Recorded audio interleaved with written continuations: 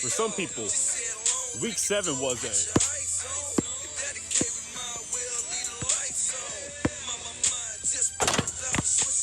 slam dunk.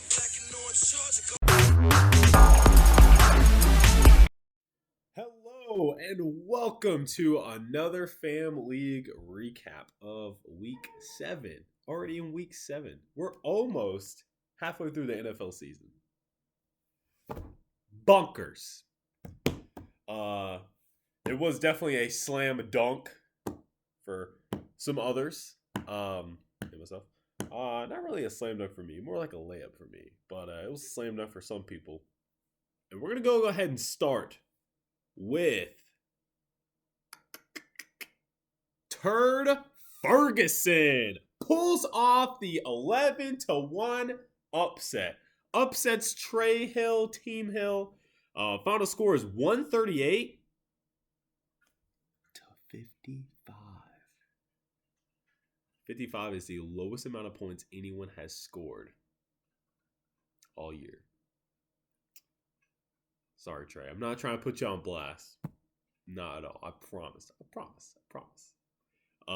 He had 48 points on the bench. His bench almost outscored his starters. Tough week.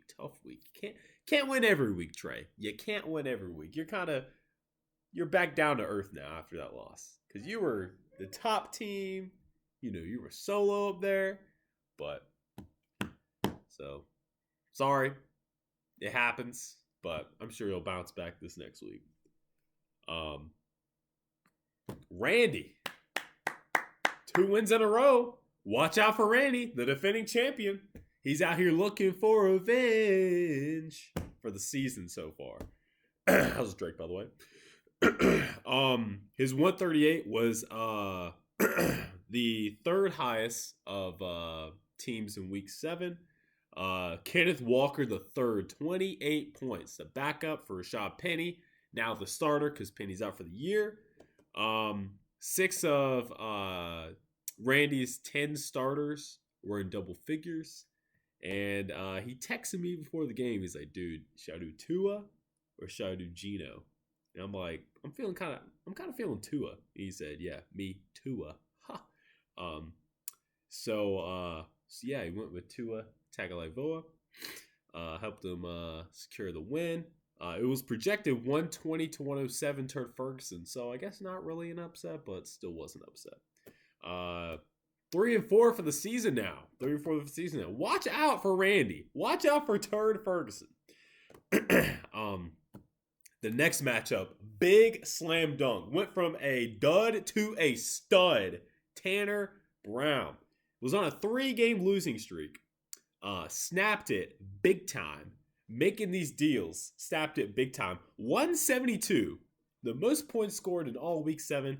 I want to say maybe I read this down. I didn't do my research on this, but it might be the most points scored for the entire season. Might be the most for the entire season. I'll have to look back on that. He defeats Team Horned Up 172-101. They both had losing streaks. Unfortunately, Kendra did not snap hers. Here's my yabber. Woo! She said she's a little too shy to be in here, but I'm glad that she changed her mind, got a little feature, But let's see. Josh Jacobs is on a tear, a Jonathan Taylor 2021 type of tear. 36.5 points for Tanner, so great pickup. He had 6 of his 10 players with 16 points or more. Just absolute dominance. Kendra, there was nothing you could do about that, unfortunately. 101 points, pretty good. Nothing you could do about that. Had a couple of injuries, too, so that sucks. It was projected 122-101 Tanner anyway. So, both teams are now 4-3. We're going to move on to Team Miller. It's Miller time. It's Miller time. If you heard that, woo! And show me your TDs, Jay. And it's Miller time. It was definitely Miller time indeed once again for the 5th time this season. She wins 127-85. Joe Burrow been absolutely on fire.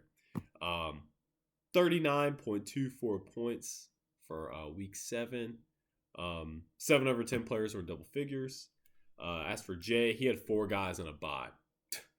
It was going to be a tough week. He had to pick up a quarterback. He went Taylor Heineke. He did okay, but yeah, tough setting up that lineup before of his most dominant players on bye.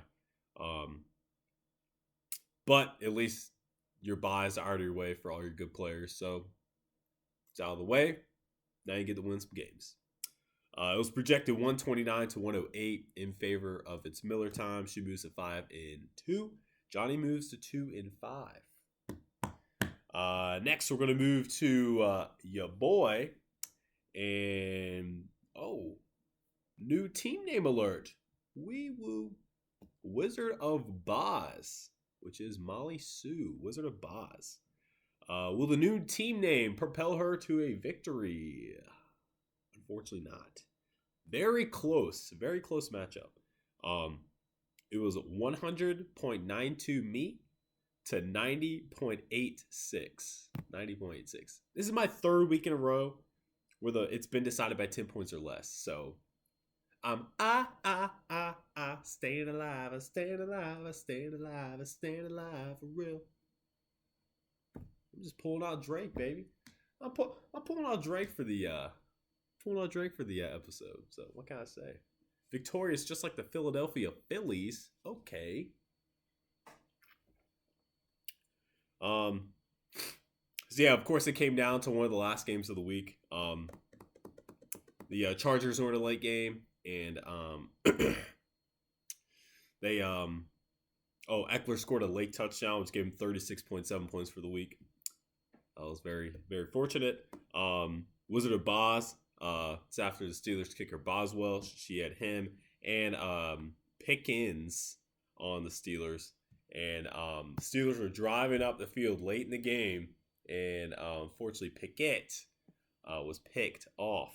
And if Pickens would have scored another touchdown or had like a 20-yard gain or something, really a touchdown. Touchdown would have done me for, would have lost.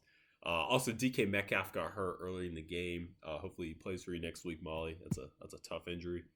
He's such a beast. One of my favorite players in the league. I moved to 4 and 3. Molly moves to 1 and 6. We're gonna move on to just Joshua and Ammendola Oblungata.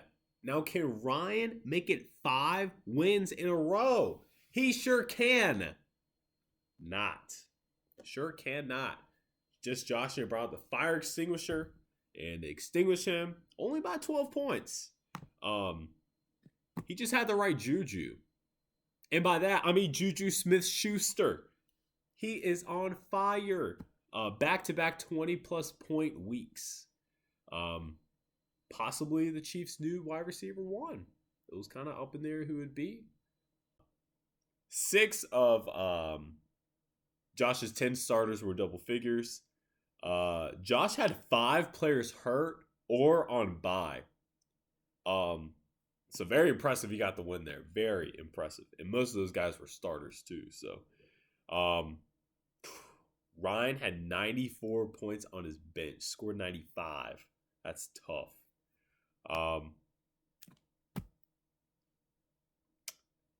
String is going to end at some point. All good things have to come to an end. So, but it's time to start a new one. And last but not least, the matchup of the week. I stated in the Week 7 preview, between Me N MaHomies against Hurt So Good.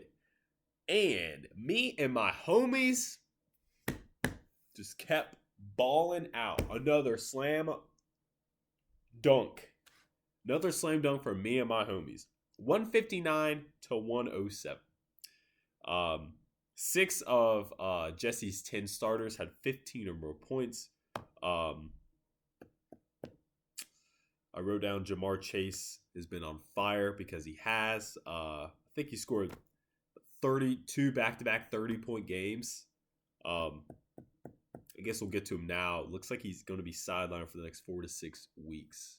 Big blow to Me N MaHomies. But I don't doubt that Jesse's going to score 160 again next week. He's got a great all-around team. The guys who's been picking up have been showing out too, so I'm sure that Romeo Dobbs will be, he'll end up scoring for like 2 touchdowns or something next week or this week.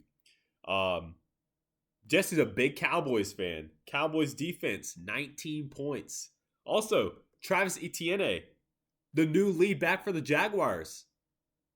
James Robinson really haven't been getting the ball too much. Been pissing Kendra off. Started the season so hot. All of a sudden, haven't been getting too many carries or snaps. I don't know what's going on. Traded to the Jets. Breece Hall, unfortunately, tore his ACL. Having a great rookie campaign, which leads into he's on Bryce's team. So very, very tough injury for Breece Hall. Breece Reinhardt. I hate that for him. Such an electric player. Hurt so good. Bryce, he also had 3 buys this week. And they're all starters. So it was going to be a tough week for him anyway. Very exciting week 7. Very exciting. Sorry it wasn't the slam dunk for all y'all. But I'm sure there's plenty of time to still have some slam dunks. So hopefully week 8 will be great. And get a slam dunk. Let's see. The injuries, I know I just mentioned 2 of them are really starting to pile up. A lot of Qs for a lot of star players for week 8. So the waiver wire is becoming more crucial than ever in this in this season so far. The trade deadline is November 30th, so have about a month. And then the trade deadline will come, and then you can no longer trade any players after November 30th. So there are 4 dominant teams on buys last week. This week, only 2, but they are dominant offensively teams. The Chiefs and the Chargers. So no Mahomes, no Eckler, no Mike Williams. I think he got hurt though anyway. No Herbert. So it'll be tough to replace those guys, but we'll see what happens. So it makes it fun, Let's see. We'll go ahead and break out the lovely standings here while I sip on the what we got here, Samuel. Oh, I'll tell you, we got apple cider donuts. Pretty interesting. Look at that can art. Can art always sells me. But got to keep it cool. Which honestly, I feel like the beer is probably getting hot because the Phillies are hot. So what can I say? Just to give you a quick rundown, 5-2 is Trey and Kelsey. Trey scored more points than Kelsey, so he's got the lead there. Then it follows Jesse, Tanner, Kendra, me, and Ryan, all 4-3. 3-4, Bryce, Josh, and Randy. And then holding down the anchor, Molly Sue. But Molly Sue, you're gonna start racking up some wins soon. So, don't feel bad 1-6. I know you're cool, calm, and composed anyway, because it's just what you do. So, let's see. I'll go ahead and flip it to the scoring leaders now. I'll let y'all take a look at that. Really not much to say. Bryce is still leading the way. Jesse is climbed again. He's second now. Jesse's just having such a great run right now. It's pretty fun to see. Until I play him. I don't think I played him yet. Let's see. Also, look how tight the scores are from 5 to 10. Look how tight that is. It's like a difference of like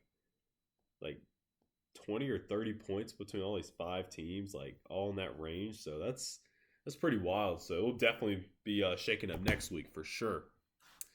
Speaking of next week, we'll go ahead and get into our matchups. Now, these projections are definitely going to be off because the Ravens and the Buccaneers have kicked off. It is now 8:21. I got a Lamar Jackson is in the red zone already, so hopefully my boy scores a touchdown live. That would be cool to see. Cool to see for me at least, not for Randy. But also shout out to the headband. Shout out to my yubber for getting this headband for me. I've always liked the crucial catch for cancer stuff. And the headbands are usually pretty iconic. And 2 years ago, I was unable to get one. Sold out pretty early, but she made a crucial catch on buying it for me. So thank you, baby. She's watching some Netflix show. Actually, she might be watching the game. Let's see. Also, gotta give a shout out to my Carolina Panthers. Traded the heart and soul of their team. Beat the Tampa Bay Buccaneers. Didn't even score a touchdown. Tom Brady, the Buccaneers, did not even score a touchdown.